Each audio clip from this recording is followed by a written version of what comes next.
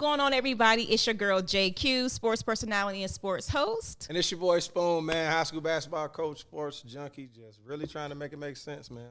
And y'all are tuned in to another episode of Countedmeoutpodcast.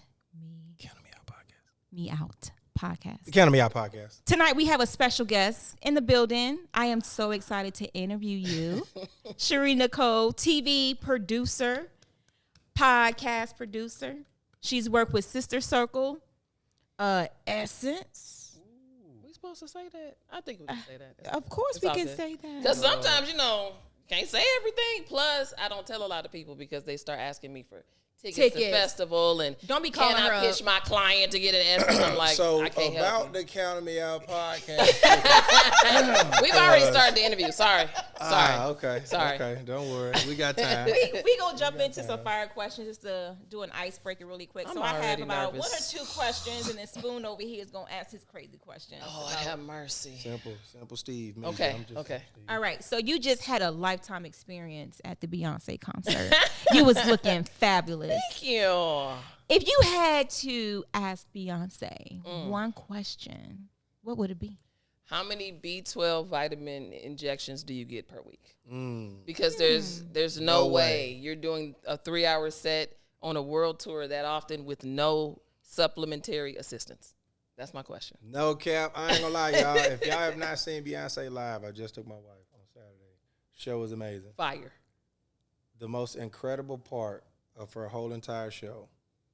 She's singing, crowd is going crazy, it's loud, and she tells the crowd to be quiet. And guess what they do? Every single person at the same exact time. Crazy. She goes, everybody go mute. And when she said mute, the whole crowd was, I'm looking around like, what in the most extraordinary thing I've ever seen. Shouts out to Beyonce for making 100,000 people be quiet when she said so. She just has that effect. Oh my goodness, it was crazy. Oh my gosh. It was crazy. It was in my top 5 because I've seen Prince before and some other artists that I just thought put on some great performances, but between her singing, it was nice for me to just hear her sing. Yeah. So she was still dancing, but it was less of that and more singing. Yes. And I was just the creativity I was impressed by. Yeah, I had a ball. And her band was incredible. Fire. Shout out to the Les Twins, the 2 dudes that was up there. Yeah, it was. I will go again. Stop playing. I do it. They snapped. It was my first Beyonce show. I've never seen her perform in concert before. So I was like, that was. It's up there for sure. I can't say it's the best because I was at that Glow in the Dark tour in 2009-ish, the Rihanna and Kanye. It was crazy. But that concert this past weekend was fire. Yeah, people were saying even if you're not a Beyonce fan, you'll still enjoy her performances. Unless you're a complete hater. Like, if you love music, you will enjoy that show. I don't care how much you like or dislike this woman. Her talent, her creativity. Undeniable. Cannot be denied. I'm sorry. I'm sorry. Sure. My next question is, what was the first thought that you had this morning when you woke up? Wow. The first one, not because you about to start thinking back. Because when you first wake up, it's like snooze. Yep. Let me read my devotional. What was my first thought? Dang, I love my question. No, I woke up and I was like, I'm glad I woke up on time. Because I go to the gym in the mornings. Okay. And sometimes when you're tired, you hit the snooze a little too much. I only hit it one time this morning. See, I was on Instagram. You wanted something funny? Funny fact. I was on Instagram. Now, I don't know how true this is, but I watched a little clip on Instagram. Lady said you should never hit snooze. Why? On your alarm clock.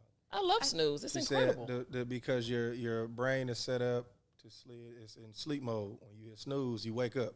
And you in sleep mode, it goes back into sleep mode for like 90 minutes or something. So that's not true. That's why you go back to sleep. Shout out to Team iPhone. That's not true. Look it up. When you hit snooze, it only lasts for 10 minutes. And then the alarm goes back off Are you calling this lady a lie? The internet ain't never lied to me. Lady, I don't know what your name is, but your cap. Ooh, yes, super cap. 10 minutes. And you're back. It's back ringing again. 90 is what she said. Absolutely not true. Not true. At least with the iPhone. I'm send it to you. I can't wait to find my final. Go ahead and send it to me. I'm just telling you about the experiences that I have every night. I put my phone on sleep mode at 11 p.m. and I put my alarm on. If I hit snooze, 10 minutes later, my alarm's going off again. Just automatically, that's how the snooze works. You don't feel like you go back into deeper sleep. Absolutely after that first not, snooze. because I'm already kind of ready to get up. I'm just that laying 8 minutes there. sleep in between that first snooze is top tier sleep. It is, but then That's you get the up best and you're sleep. like, okay, you know. I might hit it again. I might triple snooze. We 38 minutes in. Sometimes it's needed. Yeah. And I've learned to give myself grace. Like, if it's one of those mornings where it's like, yo, maybe I went to bed late. I need to tap snooze about 2, 3, 4, 5, 6, 7 times. 7. Now we got to 7. I'm just saying, give me an extra hour. It just depends. Okay. What you got, Spoon? So I'm a food guy, man. Like I like to keep my questions super duper simple. I'm from Atlanta, wing capital of the universe. Okay. Drums are flats. So you say flats, absolutely flats. Yeah, I threw some shade at you. It's fine. Okay. It's okay. Ranch or blue cheese? Neither. I'm a picky eater. Neither. Yeah, gross. No dipping sauce? I need no dipping sauce on no wings. I'm good. I'm not gonna Lemon panic, pepper. guys. I'm not gonna panic. Wait Don't before you you panic. wait before you go, because I Don't feel you like you was panic. about to jump off the Uh-uh. go-to flavor. Oh, lemon pepper all day. Just regular lemon pepper. Well, Dry. Taco Mac has these amazing wet lemon pepper wings, and Okay, I typically before I get get that with the offended, I don't wanna roasted cut you all off. flats. I don't want to cut just you like off. those. I don't want to cut you off. You just did. Yeah, before because I gotta. Why are you Where getting you offended from? at my life and my answers? Where are you from? I'm from Chicago. Oh, Harold's okay. Chicken. Okay, yeah. You know, So that explains it? Exactly. Okay. I love your answer now. For sure. I don't want a bunch of stuff slopped on my chicken wings. I don't need that. Yeah, you guys. But no shade to the people that like all of that. It's fine. As you throw shade to the people that No, like all it's that. fine. If you want all that on your chicken, who are me to judge? Dry lemon pepper wings are for domestic terrorists. Wet Because lemon I've heard pepper about it. wings, I do as well. Garlic lemon- garlic parmesan. If I'm at a party and they run out of the lemon pepper, then I'll go there. And I like mild sauce, which you don't have that here in Atlanta. Now, if I'm back home in Chicago, I'm slapping mild sauce all over my chicken wings, and that's good. Mild And the sauce, fries I hate and the the white fact that bread. y'all just say mild sauce because it's not. It has a flavor. Where are you from? Here, Atlanta. So I'm can't from- tell us. You can't tell from- us how to talk about our sauces. That's Yeah, not but it's cool. not mild sauce. Mild is. sauce is like right before you get the hot. You see how he's trying to define our stuff? You But tried to put call mild me a sauce. hater. This is what I'm saying. At Harold's Chicken, y'all dip it. It's like a sweet and kind of. It's not. That's not mild sauce. It go mild hot, super hot. Inferno. It's a mild subjective thing. Mild is different for different people and regions of this country. Okay, I'll allow it. So we can go all What is night. this? We can go all My night. fault. We can go all night. Come on, because you about to. Sorry. I didn't get to go to the Beyonce concert. So yeah, I'm just having my moment. Sheree, you are doing an amazing job. Thanks. And So you nice. you may not know this, but I've been watching you for the last couple of months. I've been watching you too. And- I love your brand. And to be quite honest, and you said this before the show, that a lot of people don't ask you about your athletic career. We're going to get into that later. But let's take a few moments and talk about all the great things that you're doing right now, to being a podcast producer, working with Essence, being Getting behind the scenes. Podcast. Yes. He's gonna be on that all what she day. said earlier. But yeah, just talk to us about all the good things that you're doing right now in your career. So it's funny, I've definitely been producing for going on 10 years on the TV side. Now I'm on the digital side with Essence in particular. Do not ask me. I don't have tickets for you. I don't have anything for Essence Fest for you. I cannot book your clients. Do not ask me. Okay. Disclaimer. So doing some producing over there, and really during the pandemic was really when I pivoted and made some transitions. I actually went to school to be on camera. So I was reporting and doing all these different things that I loved on camera. And then I made the turn into producing and decided to do that because I thought, first of all, I would make more money earlier. And then I'd just be able to transition into being the personality through producing. Well, what happened was I got really great at producing. And people were like, girl, we know you do that, but we need you to produce. And so when the pandemic came, it was a great opportunity for me to end that, time with Sister Circle. And then I started my own podcast, started on IG Live, and now it's morphed into Just a Thought with Shari Nycole. And I'm a one-man band because of all that producing experience. So I shoot it, produced it myself, edited myself, all that kind of stuff. And then, you know, I'm also the co-host of the Willie Moore Jr. Show. So I'm on radio 5 days a week, which has been great. So it's been nice to just, now I can combine all the skills that I have and hit the masses in ways that I think is most impactful for me and actually most fulfilling for me right now. So got a lot of different things I'm doing some speaking and stuff like that. You know what? He's over here with these tickets. We ain't never gonna get them tickets. She's too busy. You're not getting them. Oh my! I'm just grateful I made it here tonight. I'm telling you. We gonna send an email. The people are running me ragged. But I'm grateful. Like I'm all over the place, but I feel like I'm in the place that I'm supposed to be. So I'm super grateful right now. Do you think you have more of a passion being behind the scenes or being in front of the camera? No.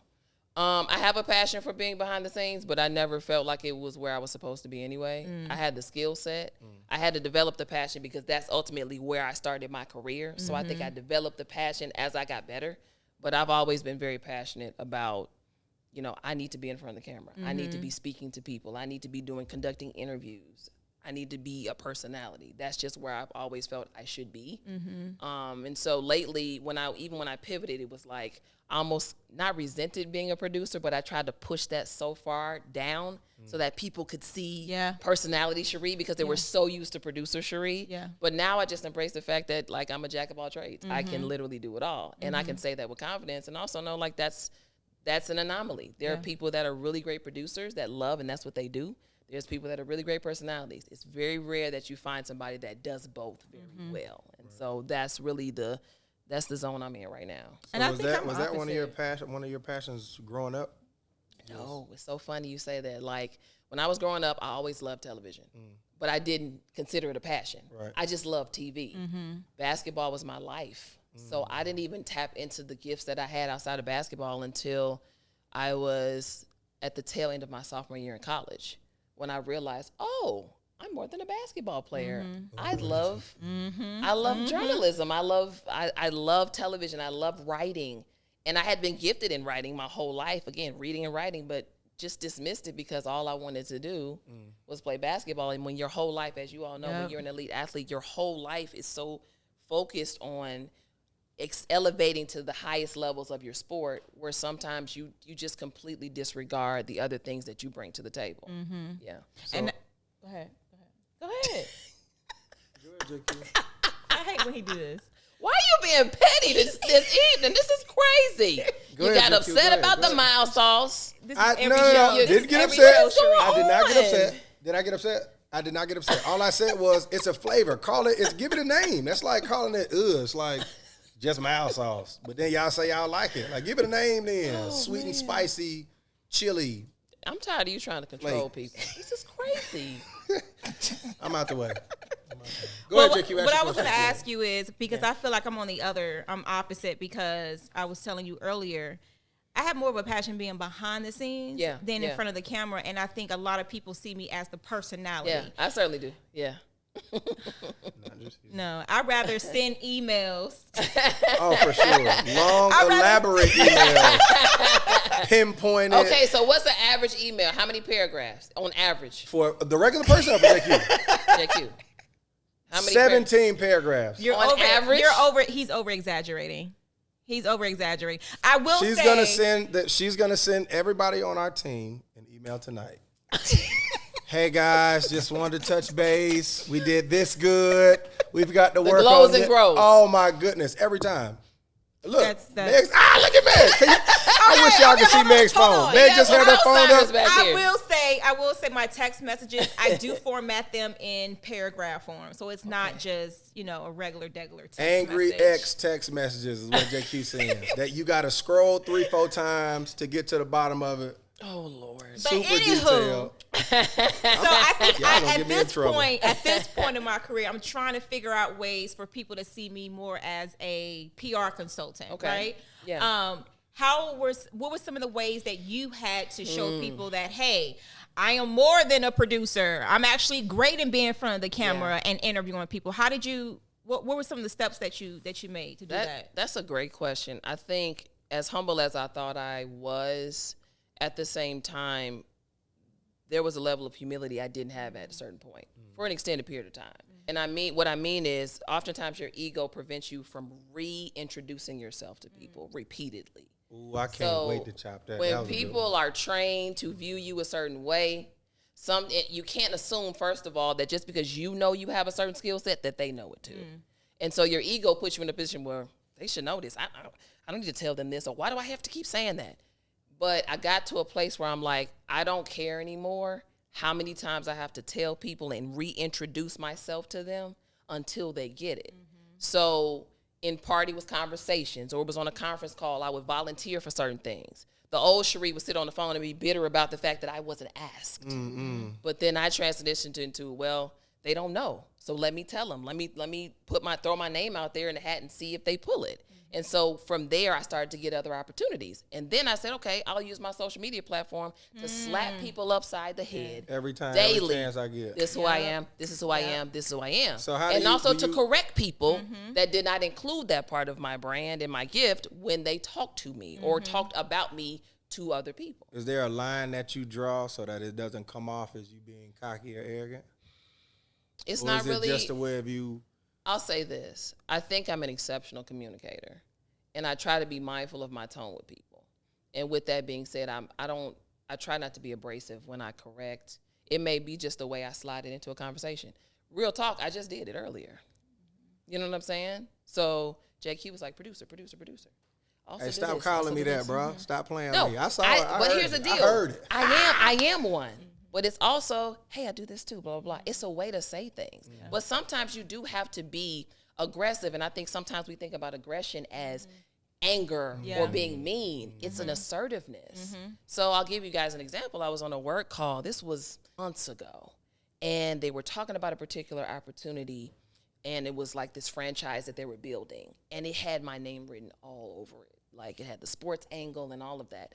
And they were on the phone going back and forth about influencers they can reach out to and all these sports reporters and all this stuff. And I'm like, I'm sitting right here. This is, what are y'all doing? Yeah. And so I finally was like, because the part of me that wants to eat, that had the ego was like, girl, these people should know. The other part of me was like, girl, you better come on.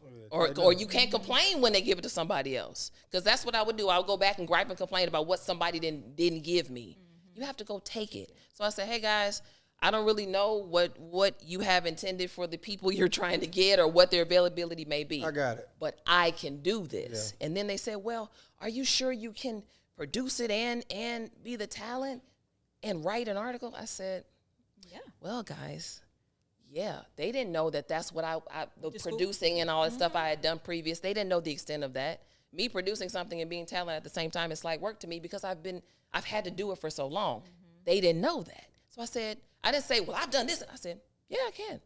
You can write a 400, 500 word article. They don't know I'm a writer. Yeah, I can do that. It's not a problem. Okay, you got it. So it's just a way to say stuff. And then that morphed into another position for me in a way for me to expand my brand and be able to do projects that I love that were directly in line with sports. So, yeah. You think a lot of that has to do with you being a former athlete, like your ability to do so many different things at the same time, but do them all effectively? Great question. I think I have a layered answer for that. I think number one, no shade. But I think we as women are natural multitaskers anyway. As she throws the shade. No, it's not shade. It's the truth. Shade. It's true. What? Sit back. We are natural. Most of us are natural multitaskers. So you put that right there. Then you put, as an athlete, my ability to push through things, to be able to hold an excessive amount of weight and still move in excellence. I think that's where the athletic piece to me comes in. So it's twofold. I like that.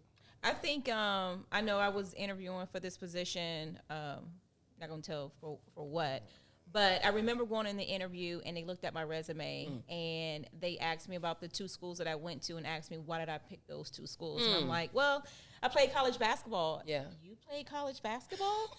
And I actually had the guy that hired me at the time. After he hired me, tell me, you don't look like a stud. And I said, I'm sorry, you said what? And then the discrimination lawsuit came. Oh, my gosh. I was about to say, that's like, what was the white guy's name that said that on the nappy-headed, talking about the Rutgers basketball? Oh, yes. You know, you talk about our girl, Cappy. Crazy. So, yeah, of course, there was a lawsuit. Yeah. But the stereotypes that I think society has created about athletes that, we can only just be an athlete and we can't be great in other areas. At what point, I know you went to school for journalism. I know you've done a lot, but what was that point of your life when you said to yourself, I can do more than this. I can be more than an athlete. It's a great question. It came on the back end of depression. I can now say depression. At the time, I didn't know what depression was. Well, let's talk because about let's talk about that. Yeah. Nobody was having conversations about mental health in 2006. And so when I was going through what I was going through at the University of Wisconsin, and I did not want to be there anymore. And at the same time, I'm looking at and thinking about, what are these people going to say about me? I'm leaving a major D1 school on a scholarship. I'm getting playing time. So you're thinking about what people are going to think about you. Then you're thinking about the next step. And then you're thinking, if I leave, that means I failed. And so I'm in this space where basketball, for me, that was the first time it broke my heart in a real way. And so once I got past the fact that I don't feel good about this anymore. I put so much trust in the game. You should never do that, right? You should put trust in God. You should put trust in yourself. But you shouldn't put trust in the game because it can disappoint you at any point in time. That's just how it goes. So I get to that place, but also on the other side of that, I was in the business school. Don't know why. I don't like math. I went through an accounting course, almost failed it. I'm hanging on for dear life. And you need a 3.5 to get to the business school at Wisconsin. And I remember going to my counselor, and this is before I decided to transfer. And I was just like, oh my God, when you're out of position, you're stressed. I don't care what aspect of your life. And I'm not talking about the good stress, that comes with moving in the direction that God has for you. I'm talking about you are out of position. You are not where you're supposed to be. So I went in her office and I'm like, Mary, oh my God, shout out to Mary Weaver Cleaves. She changed my life. And I was like, it's just so hard. I hate accounting. I hate math. This econ class is trash. And I had a decent GPA. I was right there, a 3.4. I was right there. She said, Sheree, why do you want to do this? Why do you want to do the business school? Why are you don't have to struggle. You're smart. You don't have to struggle here if you don't want to. And I was like, well, I want to own my own business one day because that's just what I thought I should be doing. That's what I thought I should say when somebody asked me what I want to do. But the reality is I didn't have an entrepreneurial spirit at that time. Now I do, but then I didn't. And she said, Sheree, your ACT scores in reading and writing are through the roof. Do you realize that? Have you ever thought about journalism? Have you ever considered it? I think that would be a better path for you and you'd have a better experience as a student athlete. And I just trusted her judgment. I said, I never thought about that. I do love to write. This is a strong suit for me. And I switched my major. And then I started taking journalism courses. And I was like, oh my God, I love this. I love this like I love basketball. And that was the first time I loved something outside of basketball. And then I started having conversations with some of my friends who played college basketball that went overseas for a little bit, tried to come back. I don't have no job experience. They said I don't have any job experience, so I don't know what I'm going to do. And so when you start having conversations like that, it's like, wait a minute. So you mean to tell me, because the WNBA, maybe, but I might have to go overseas and then I'm going to come back here with no job and be depressed? Don't make much sense to me. So I just dove headfirst into the journalism space. And then when I transferred, I fell back in love with basketball, but I also accepted the fact that my knees hurt. I can't lean into basketball in the way that I thought I was going to be able to, and I'm okay with walking away from it in this respect. Doesn't mean I can't coach. Doesn't mean I can't mentor student athletes. It doesn't mean I can't watch the game and be close to it. I don't have to play it anymore. I love this over here now. How long did it take you before you really got to the point where you were like, I think I can walk away from basketball and be okay? I would say really once I transferred. Once I fell in love with journalism, I was okay with how it worked out. And I think my senior year, my 5th year, because I had a red shirt back then, y'all know we had to sit out of here. Just jump in the portal and do whatever. School. Exactly. We talking about it. That year, my knees were like, no, girl. And that was kind of just the exclamation point on a decision I think I had already made at least the year prior to that. So it didn't take me long after I transferred to say, I'm just going to have a great experience. I'm around the right people. I have the right coaches. I'm going to have a great experience here. And I know, like, if I stay on this track with journalism, I'm going to do well, and I'm okay with walking away. But the other thing for me was, I'm not going to walk away from something that I don't have the propensity to be excellent in. And I knew I could go into the journalism space and be excellent because I loved it. So you think that made your transition easier because you had something to take your mind off? Are you reading my notes? 'Cause I swear you taking all my questions, but these are great questions. I'm sorry. Go ahead, Spoon. That's just, come on, Spoon. Go ahead. No, you was in a row. Go ahead. Go ahead. This fool right here. Are you gonna finish your question? Go ahead, JQ. Oh, my God. What is the question? Go ahead, I Spoon. forgot what I was saying. Oh, my God. Yeah. Not all of that, and then forgot the question. No, I was saying, like, because we've talked on previous episodes about how laser-like focus for athletes Absolutely. drives us to be good at whatever it is that we do. Right. Not just saying that it's only because we play sports, but because the fact that we force ourselves to be great at our respective sport, it translates to whatever it is that we decide to do prior. So what I was saying was, like, because you already had plan B, like with the wheels rolling, you felt like, all right, I could dominate journalism. Yes. Did that make your transition easier letting go of basketball? Because, like you said earlier, that's it. There's no plan B. For most athletes, 90% of athletes, especially if you feel like you got a shot, you play college basketball, whatever level, you feel like you got a shot. Right. Like, this is it. I don't really have a plan B. So you talked about earlier, who am I outside of basketball or football or baseball, whatever your sport is? Who am I outside of that? Like, do you feel like because you felt like you had journalism where, all right, look, I feel like I got a shot at this. Yes. I don't really need to go to practice, because it's hurting. Like you said, it got to a point where it wasn't fun anymore. Like, it was starting to be something different. You feel like that's what made your transition easier, is that you had, all right, look, I feel like I could journalism might be my route. I'm gonna go jump in. It's interesting.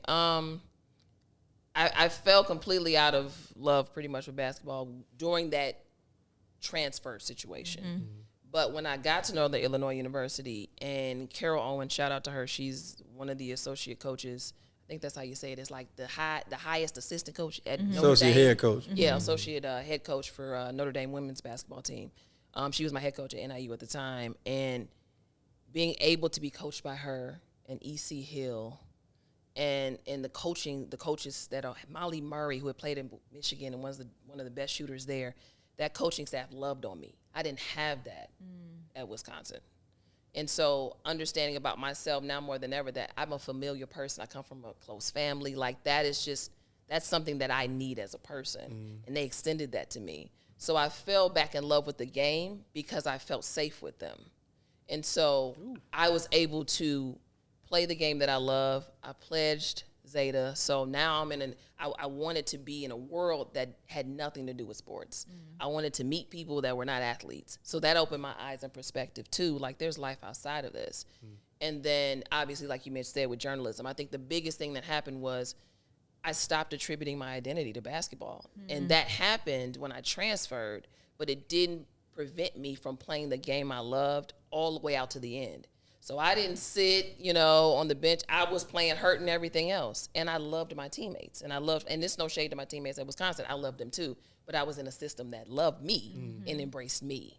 And so, I think the transition was made easier when I decided to leave Wisconsin. I had already made peace with the fact that I may not play anymore. And I'm okay with it as long as I'm safe, as long as I'm around, I'm celebrated, not tolerated, as long as I'm in an environment where I don't feel like people think that they're doing me a favor, and I'm understood and seen. And so when I transferred and got into NIU, that's what happened for me. So that acceptance happened, coming out of my sophomore year when I left Wisconsin. And journalism was just the icing on the cake because I'm like, I have something to lean into, not to settle for, because I think that happens too. Now it becomes, if you get out of college, you don't play anymore. Now it's like, I gotta find a job. Fast. Never felt that way. It was never like, I gotta find a job. It was like, You know, I told my professors at NIU when it was time for me to leave, I don't feel fully prepared to jump into the workforce right now. I went to grad school. By the time I got out, I was ready. So I've never been in a position, you know, I've always worked in my field since I started, since I got out of college. It's never been, let me just try to do this. And I'm grateful for that because that's a gift. What made you commit to Wisconsin, though? Let me drink my water. Look, anytime it start off like this, y'all, when it start off like that, that's when you know. When you're recruited, this is the deal. They're going to roll out the red carpet. Ooh, y'all, hey, y'all, pay attention, It's gonna y'all. get rolled pay out, attention, pay okay? attention right here, y'all. And with that being said, there's a level of manipulation that happens, and it doesn't even have to be malicious. Part of recruiting is manipulation. It's getting on the phone. It's home visits. It's rah, rah, rah. It's coming to all your AAU games. It's all of that to get you in the frame of mind that these people want me. So I think anytime a major D1 university approaches you and says, we want you to come to our school on a full scholarship, first of all, you're thinking, that makes me, I'm the girl. I'm going to Wisconsin.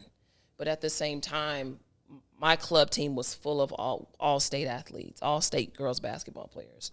And so we're all playing together. We're like the Monstars. Like we're an all-star team.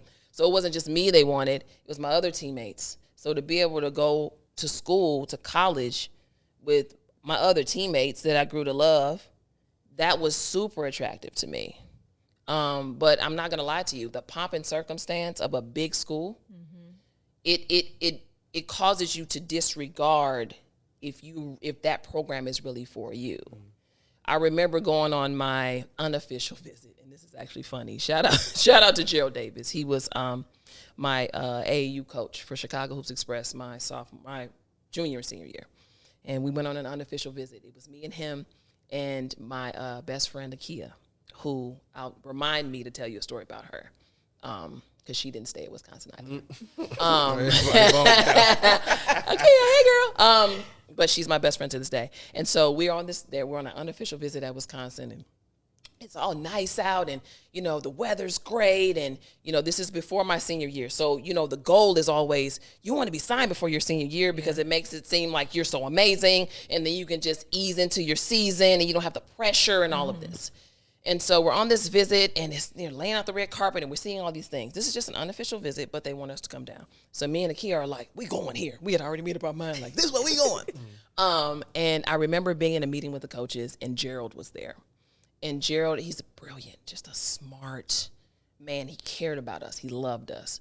But at the time, you know how you have coaches that, like, they will curse you they will curse you clean out. He was at that place. Now he's all nice to his players and stuff because he's older. But when he coached us, he did not play. But he cared about us. Shout out John Calipari. You know how it is. And so we were in a meeting, and Gerald kept asking questions like, what is the diversity like on your campus? And what type of support do black students get? And we like, me and Akia like, what are you asking them for about that? Yeah. We come here. What you mean? We don't care about diversity. And we thought he was crazy.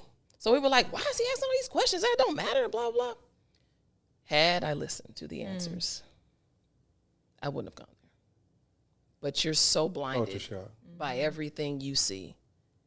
You are not, at 16 years old, you're an elite athlete. So you get everything. You get all the attention, all the praise. You are not aware. At that time in my life, I knew I was black and all that, and I loved it. But I was not aware of how my blackness fit or didn't fit in certain spaces. And he was trying to get them to answer that or provide a solution for what he knew could potentially be a problem. But because we're kids, we think he's crazy and we're not listening. I also think, had my parents been on that particular visit, and my parents very involved, still married, like very involved in every step. My dad in particular, extremist, very on point with everything.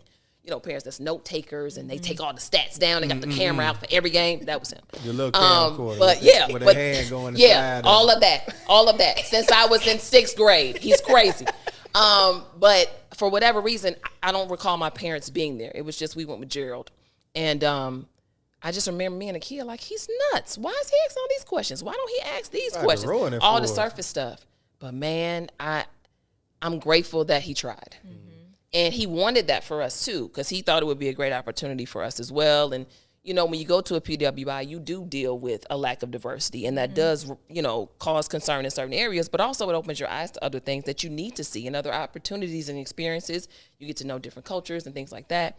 But yeah, had I listened to those responses, because hindsight 2020, they weren't in-depth responses. They were just what needed to be said to coat and to kind of coax him in a way where he would back off. Right, shut up. But yeah, but before you ruin it, right, exactly. But at the end of the day, important questions. At the end of the day, Gerald's smart, and he went to a game. We played Northwestern. It was my sophomore year, and I got benched for no reason. Like, it was weird. Like, everybody's like, why is she sitting there? And he called me afterwards, and I didn't say anything to anybody about I want to transfer. I hadn't even told my parents. I was just like, this isn't working in my mind. And he was like, time to go. Do you want to transfer? I said, yeah, I want to go. He was like, done.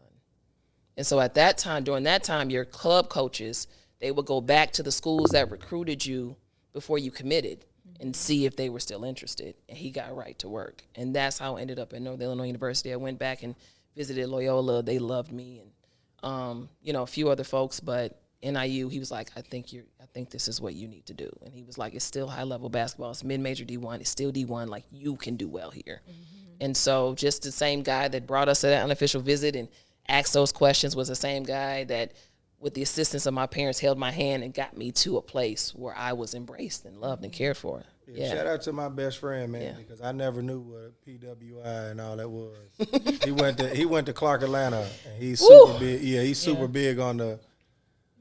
It's a difference. Look at her, PWI. I'm like, what are you talking about, bro? Yeah, he same thing. And it's nothing against them. It's just some people it doesn't work for you. And actually, I could have gone to another PWI and it worked just fine. Right. That particular program, was not a good not even the school, the program was not for me. Wisconsin, though.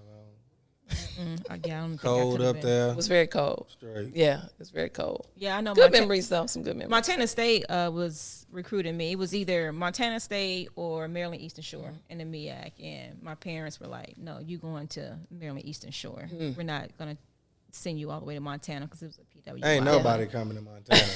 You were on your own. You've been by yourself, child. Yeah, they said on my visit, we'll let you ride some horses. And they didn't know a lot about me because I don't like animals. Me and animals don't mix. But yeah, I am grateful to be able to experience the HBCU culture. I do wish that I would have graduated from an HBCU, but it didn't work out that way because I transferred like 2-3 times. But paperwork is the end goal. That's all. Get that paperwork, man. Get your paperwork. Sheree,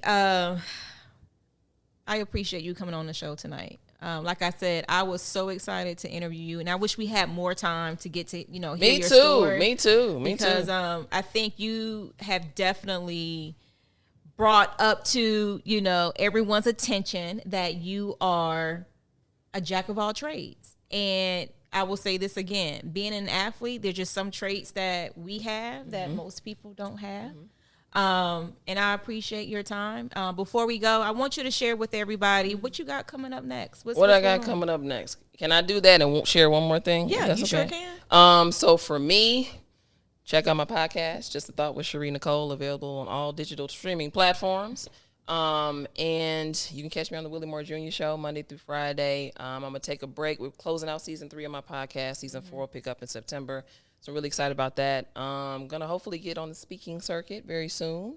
Excited about that. And if I stop being a procrastinator, I will finish my ebook at some point. Okay. Come on, author.